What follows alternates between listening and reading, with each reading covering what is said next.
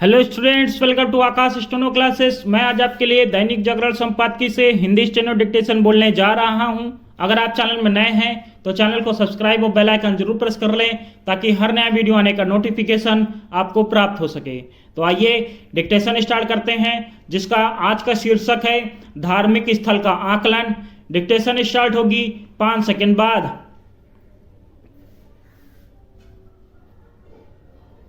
Start. Supreme court ने बहुचर्चित ज्ञानवापी मामले की सुनवाई जिस तरह वाराणसी की सिविल अदालत के बजाय जिला अदालत को सौंपी और उसे 8 हफ्ते में सुनवाई पूरी करने को कहा, उससे यही प्रतीत होता है कि वह इस मामले का जल्द निस्तारण चाहता है। वास्तव में ऐसा ही होना चाहिए, क्योंकि यह एक बेहद संवेदनशील प्रकरण है। इसलिए यह सभी के हित में है कि इस मामले का जितनी जल्दी संभव हो समाधान किया जाए। निसंदेह ऐसा न्यायपालिका की सक्रियता से ही संभव है। इस मामले में न्यायपालिका के स्तर पर वैसी देरी नहीं होनी चाहिए जैसी अयोध्या मामले में हुई और जिसके नतीजे अच्छे नहीं रहे। एक उपाय यह भी है कि आस्था से जुड़े इस तरह के मामले आपसी संवाद और सहमति से हल करने की कोई ईमानदार कोशिश हो। इससे सामाजिक सद्भाव को बल मिलने के साथ ही राष्ट्रीय एकता का भाव भी प्रबल होगा। अयोध्या मामले में ऐसा नहीं हो पाया था तो इसलिए कि स्वस्थ संवाद के बजाय वाद विवाद को ज्यादा तूल दिया गया।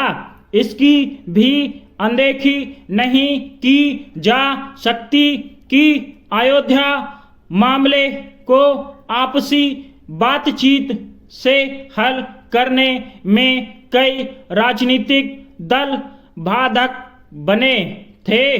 उनका स्वार्थ इसी में था कि किसी तरह इस विवाद का समाधान न होने पाए।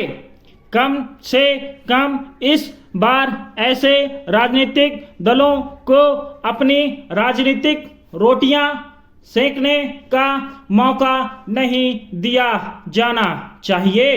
Paragraph change.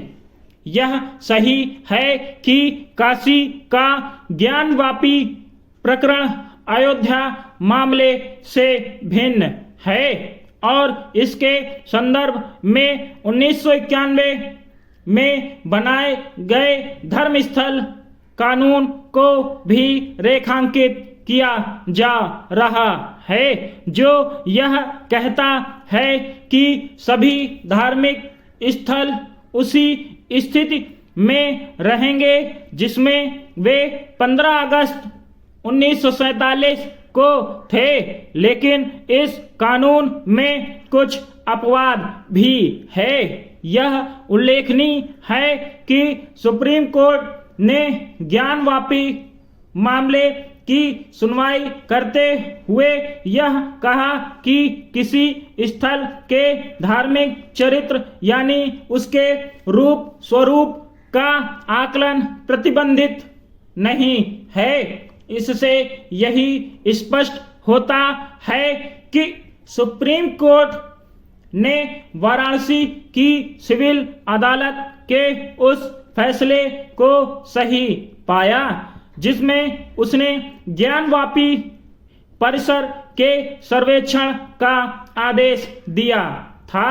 यह भी महत्वपूर्ण है कि इलाहाबाद उच्च न्यायालय ने इस आदेश पर रोक लगाने की कोई जरूरत नहीं समझी और वह भी तब जब उसके समक्ष धर्मस्थल कानून का संदर्भ दिया गया था।